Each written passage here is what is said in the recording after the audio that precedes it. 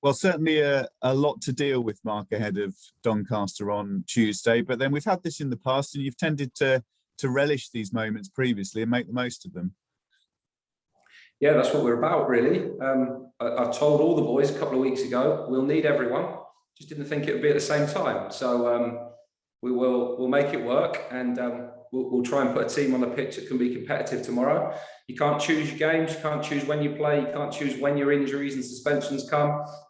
It is what it is. So we'll use today to try and get a team organised and ready for the challenge of tomorrow, and give it best shot. Let's go through some of the details then, starting with Adam May. You'll have had a chance to look through the footage, which certainly the one camera angle that we've got publicly doesn't seem terribly clear. Have you got other views? Where have you ended up with that?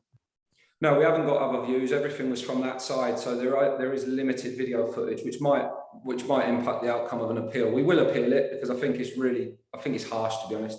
There's a little bit of a lunge in the tackle, but I'm not sure he's even going to give a foul at the time. I think it's a hard tackle, but I think it's one that you've seen go, one that you've seen yellow cards for, and I think it's a harsh one, to be honest. So we'll appeal that, and I don't hold out too much hope, because you've got to try and prove referees wrong, and they'll be hell bent on defending the referee's decision, I'm sure. So, but I think it's worth an appeal, because I think it's a contentious decision. Obviously, the impact of the game, you can't take that back, but if we could overturn a 3-game ban, that would be helpful for us. But until we get the answer back on that, we just roll on and get ready for the next bit. It was a significant point in the game. Obviously, we got ourselves back in it, got into good control of the game, and from that point, we found it really difficult. So frustrating on the day, because we didn't think there was much in it. It was more given from a reaction of everybody, which is frustrating. You think refs should be wise to that by now, but it was certainly a big turning point. And the second suspension that comes from that game is Diggers' 5th yellow card for something that wasn't a foul and certainly wasn't a yellow. So frustrating decisions that have impacted not only that game, but the next ones as well. But we are where we are, and we've got to get on with it. With the Adam process, how does that work? Will it all be sorted ahead of Doncaster, or is it a case of he's now available and it will go beyond? No, the available isn't a rule, because people could just use that in their favour, obviously, to delay a suspension. So that's a rule, I think, that might have existed once but doesn't exist anymore. So from that point of view, we'd appeal today. We'd expect an answer at some point tomorrow, which may have an impact on whether or not he's in the team. But in some respects, the process doesn't help us, because you might find out so late you've got to try and prepare a team without him. So it's not a great process from a club's perspective. It's sort of weighed in the favour of everything else. So if it got overturned, not only would it have impacted us in that game, but it will impact the next one as well. So it's a process that we're not familiar with, first red card in 18 months, but it doesn't help us. We've just got to crack on now and plan without him. Is Dimmy confirmed as concussion? Is he now going through the concussion protocol? That's right, yeah. So it's 7 days return to play protocol as soon as he's symptom free. So we'll see how he is today. But it's until you're symptom free, until your headache's gone and all those bits and pieces. He took a hell of a whack. There was a lot of blood. Mikey dealt with it brilliantly, and the doctor from Shrewsbury. He had a bloody Saturday, actually, Mikey, with that and Conor Masterson. He was covered. It was his first days he's seen that much blood since his rugby days. So tough one for us. Everything came at once, but it sparked us into life a little bit in the first half. Sometimes you need something. We don't want it to be that, but it sort of got more out of us as the half wore on. But Dimmy will be missing for a little period of time now, and hopefully sooner rather than later. Hopefully it is 7 days and no longer, because for his own health we want that to settle down. But it's a really well researched and sensible protocol now that head injuries are dealt with properly, and rightly so. With Conor Masterson, are you hopeful he'll just be able to be patched back up for Doncaster? Yeah, we hope so, yeah. And with the bench then, for goalkeeping options, what are you looking at there? Are you expecting at this stage that you probably won't have a goalkeeper, or can you look at bringing a youngster in? Can Louis Chadwick come back from St Neots? How does that work?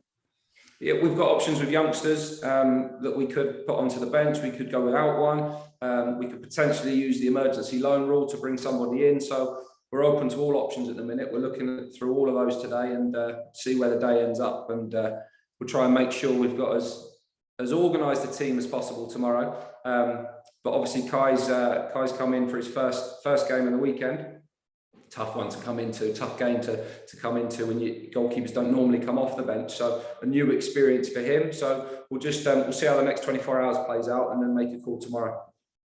Normally with these, I try and sit down before we have a chat and work out what you might do with the starting 11 and where the players might fit in. I suppose if there's one advantage from this situation, you're certainly going to have an element of mystery about the centre of your team. Yeah, best wishes to Doncaster trying to work our team out because we don't know it yet. So that is going to be a way of shuffling the pack to find a way of playing. Might be a system we haven't played before. We might have to look at something completely different.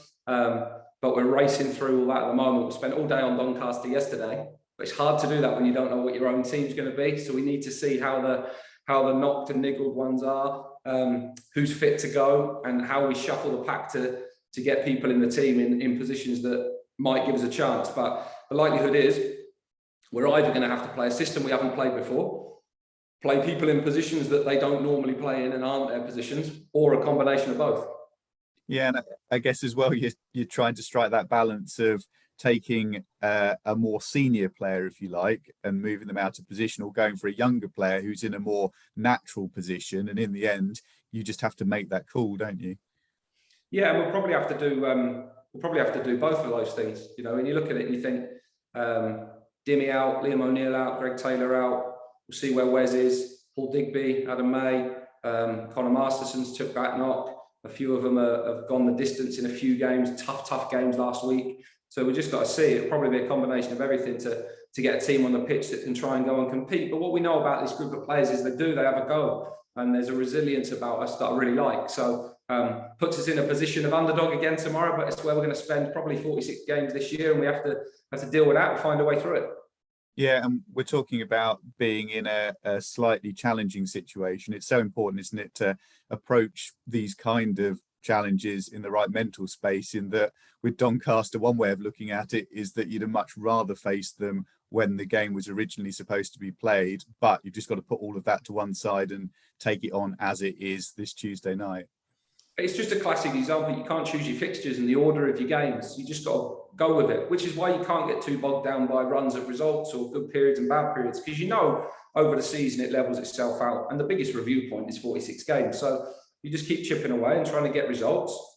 We've had some good ones recently. We want to turn some of those draws into wins. We want to get another win soon. But we know how hard it is to win at this level. And we know how every game is a challenge and a tough game that we've got to be at our best to compete in. So Doncaster, similar to Shrewsbury, they've got a lot of, they've had a few more wins recently. They're coming into a turn of form. They had a good result at home Saturday. Their home form's not been too bad. They've got majority of their points at home. So all of those things considered make it a tough game for us.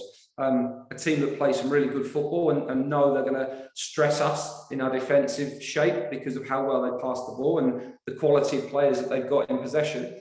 But we know we've got good players ourselves. We know we carry a threat. We know we can make ourselves hard to beat. We've got to try and do all of those things tomorrow in a slightly different way. Yeah, and Doncaster at the weekend may be similar for you guys Tuesday night, in that they had to change things around, and a good example of how you can make it work for you. Yeah, and I think you look across the league, I speak to all the managers, there's a lot of injuries around. People are finding that they're all coming at similar times. Squads get stretched and stressed. I think it just happens to every club, every team at some point in the season. And injuries and suspensions are just a consequence of competition and heavy game load, which is why we hope this year the games might spread out a little bit more than they were last year, because that intensity on the body is difficult to continually cope with, especially when we're stressing ourselves at another level. It's a tough stretch for us all the time, but these players will give their all every time that they play. That's what we can ask of them. We've got to try and do it in a disciplined and organised way tomorrow and make sure that we're as competitive as we can be and make changes be the thing that really switch us on and bring a life and brightness and a real focus to us. Cool, that's great for me. Anybody else? Yeah, Mark, just talk about preparing Kai for the start, what you've told him, and how you feel he's ready to go in there, especially with the tough away match tomorrow. Who was that? Sorry, John. Kai? Yes. Yeah, I think it's tough for goalkeepers to come off the bench. It's really difficult. I think as well, because of the schedule that we've had, we haven't been able to have any additional games other than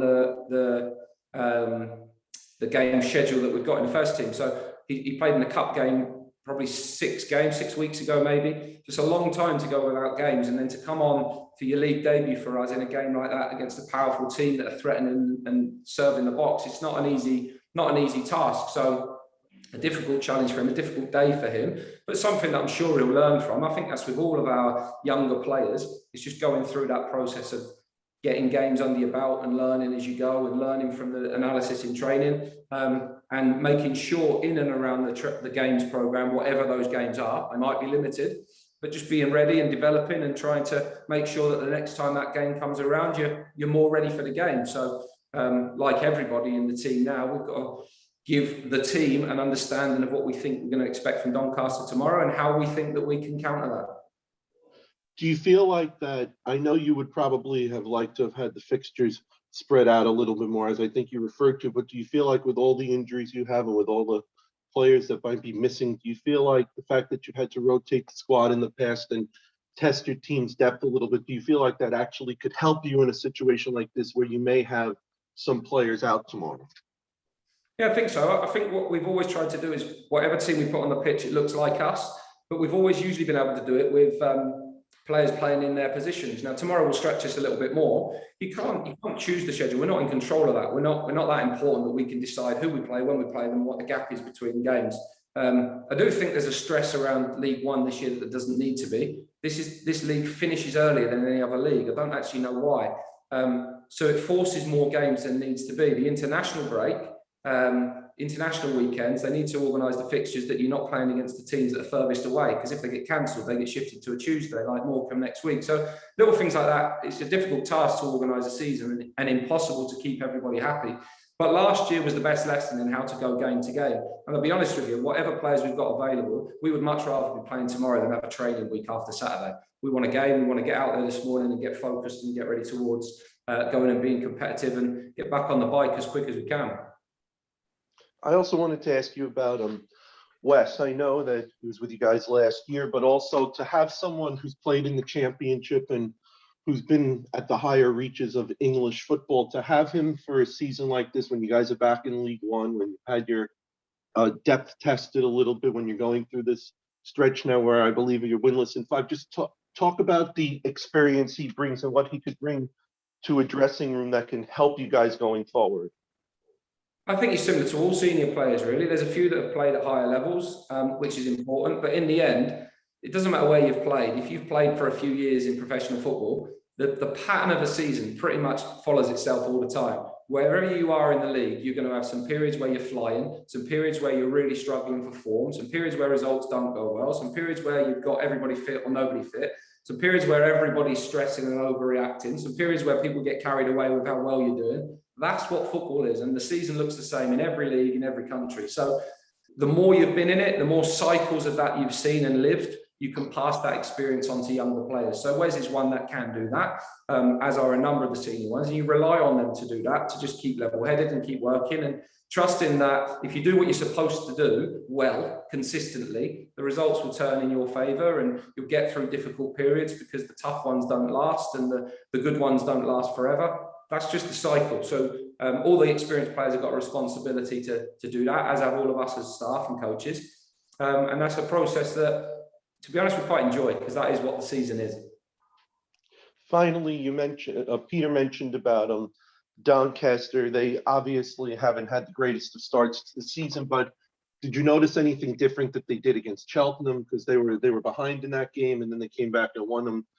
What do you expect specifically, do you think they'll do tomorrow? What do you guys think that you have to do in order to come out of there with all 3 points? We have to defend properly. We have to be good without the ball and make sure that we're hard to play against. A team that keep the ball well, want to build possession, have been playing a version of 4-3-3 quite often. Richie's teams play good progressive football. He doesn't sway too much from that. They're well coached. They've got nice patterns of play with the ball.